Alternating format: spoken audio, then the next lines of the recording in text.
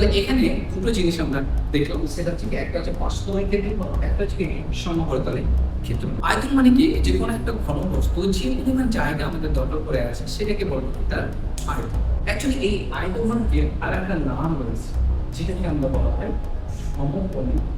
তাহলে ঘন বলতে কি, যার দৈর্ঘ্য প্রস্থ উচ্চতা তিনটে সমান থাকবে। তাহলে এইরকম যদি থাকে তাহলে সেটাকে ঘন। একই রকম ভাবে যেমন আমরা আয়তঘনকে যা যা পেয়েছি শীর্ষবিন্দু, ভার, তল, কর্ণ, এইখানেও কিন্তু সেম অ্যাপ্লাই। অর্থাৎ এই যে কোশ্চেন গুলো যা দেখতে পাচ্ছ সেটা আসলে আমরা ঘনকের মধ্যেই পৌঁছাবো। তো আসসালামু আলাইকুম dear student, welcome back to channel written another after a long time. আমি আবারও তোমাদের জন্য অর্থাৎ মাধ্যমিক 2027-এর জন্য নিয়ে চলে এসেছি বেশ কিছু কনসেপ্ট ভিডিও, যেগুলো টপিক ওয়াইজ আমাদের প্রত্যেকটা হবে। আজকের টপিকের মধ্যে থাকছে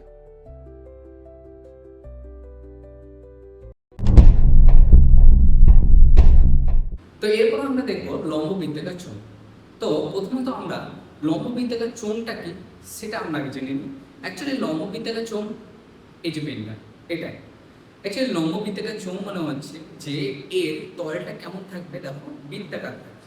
তাহলে এই তলটা বৃত্তাকার আর সেটা যদি আমাদের লম্ব হয় তাহলে সেটা হয়ে যাবে কি আমাদের লম্ব বৃত্তাকার চোঙ। একই রকম ভাবে আরো কয়েকটা উদাহরণ যদি আমি দিতে পারি তাহলে হচ্ছে কি একটা জলের বোতল হতে পারে, গ্লাস হতে পারে, সেটা কি বাড়ির ড্রাম হতে পারে, তারপর কি জলের পাইপ হতে পারে, বা আরো যে সমস্ত জিনিসগুলো ক্যান ক্যান হতে পারে যেগুলো রয়েছে, সেই সমস্ত জিনিসগুলো কিন্তু আমাদেরকে লম্ব বৃত্তাকার চোঙের মতো পড়ে। এবার এই লম্ব বৃত্তাকার চোঙ কি করে অঙ্কন করবে? সাধারণত আমি এদিকে এঁকে নিচ্ছি এই লম্ব বৃত্তাকার চোঙ এরকম হবে, আর এইটা এরকম হবে।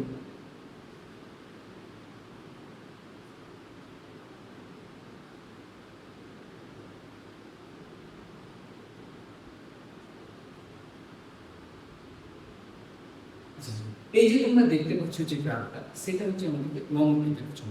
তোমরা ভালো করে লক্ষ্য করো যে এই যে তলটা পেয়েছো, এই তলটা কেমন হলো?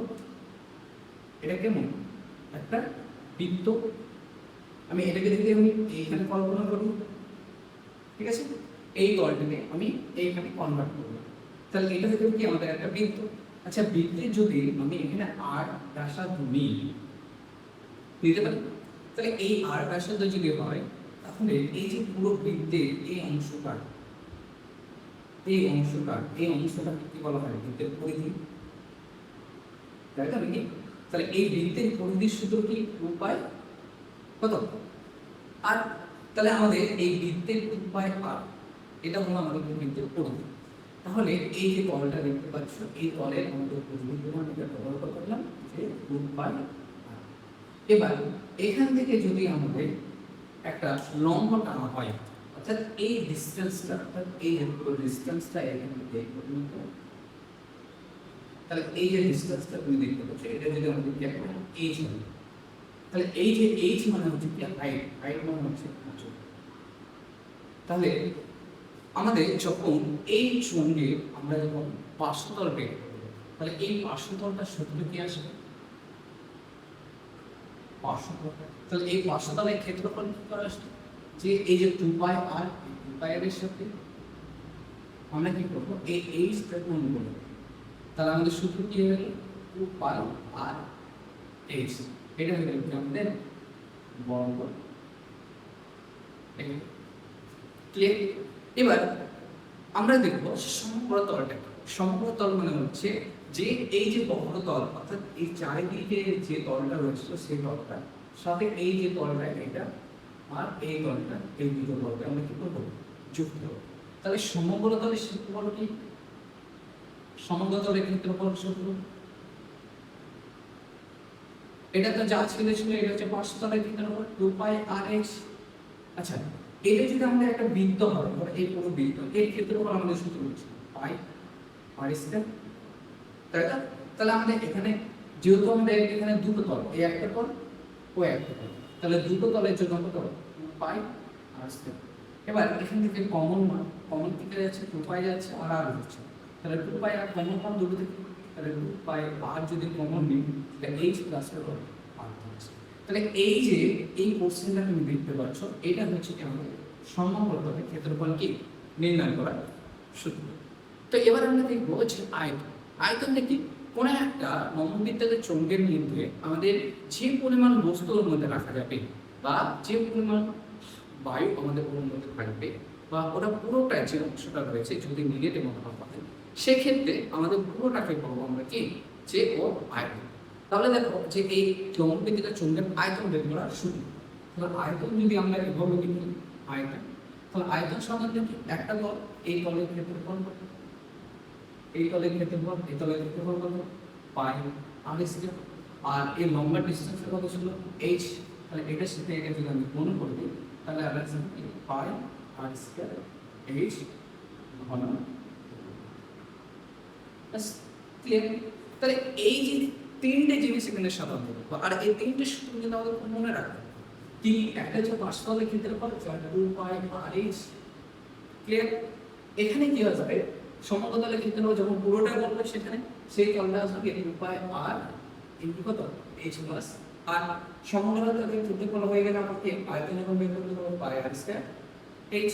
তাহলে এই তিনটে জিনিস আমাদের কিন্তু জানতে হবে। এবার অনেক সময় কি হবে যে আমাদের লম্ববৃত্তাকার চোঙ সাধারণত দুই রকমের হয়ে যায়, একটা হচ্ছে কি নিরেট আর একটা হচ্ছে কি পাপার। এবার নিরেট আর পাপার ক্ষেত্রে আমাদের কি করে বের করবো বা কি করে করছি, নিরেট হোক বা পাপা হোক, যদি আমাদের পার্শ্বতল বলে সেম সূত্র অ্যাপ্লাই হবে, অর্থাৎ এই সূত্র বলে কিন্তু আমাদের কি নিরেট পাপার দুটো ক্ষেত্রে আমাদের কিন্তু অ্যাপ্লাই হবে। তাই এখানে আমরা লিখে দিচ্ছি নিরেট যদি হয় তাহলে পায়ে হবে আর পাপা যদি হয় পায়ে হবে।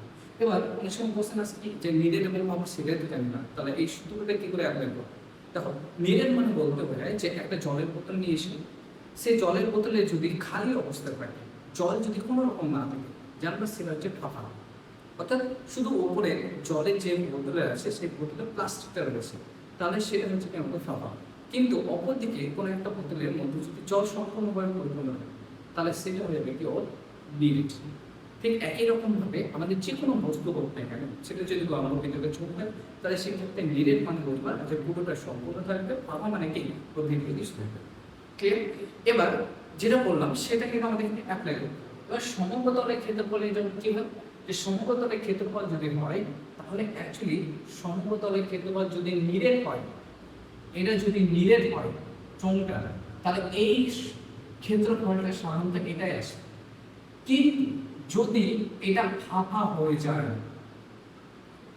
ফাঁপা হয়ে যায় মানে কি, এই যে তলটা, এই তলটা নেই, এই তলটা নেই, তাহলে এই দুটো তল যদি আমাদের না থাকে তাহলে এই যে এই ক্ষেত্রফল দুটোকে অ্যাড করেছিলাম সেটার প্রয়োজন নেই, ঠিক না?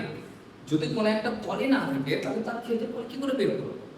যেমন জলের পাইপ, জলের পাইপ কেন কি দুদিকে মুখ খোলা থাকে, তাহলে দুদিকে যদি মুখ খোলা থাকে তাহলে তার সম্পূর্ণ তল বলতে কি ওই যে পার্শ্বতল ক্ষেত্রফল সেটাই হচ্ছে। তাহলে এখানে কিন্তু যদি ফাঁপা হয় তাহলে ফাঁপার ক্ষেত্রে কি এই পার্শ্বতলের ক্ষেত্রফলে অ্যাপ্লাই হবে, অর্থাৎ সেখানে আসলে আমাদের পাই আর এইচ। ক্লিয়ার? এবার যদি আমাদের আয়তন বের করতে হয় তাহলে আয়তন ফাঁপা হোক বা নিরেট হোক যাই হোক না কেন সেটা আমাদের সাধারণত সূত্র এটা আছে পাই আর এইচ, যার আমাদের ব্যাসার্ধ বের করবো আর কি বের করবো উচ্চতা। তাহলে এই দুটো যদি দেওয়া থাকে তাহলে সেখান থেকে আমরা খুব সহজেই কি বের করতে পারবো, আয়তন। তো এই ছিল আজকে লম্ববৃত্তাকার সম্পূর্ণ বেশ কিছু টপিক থিওরি ক্লাস। তো এরপরে আমরা দেখবো গোলক সমদ্বিখণ্ডক।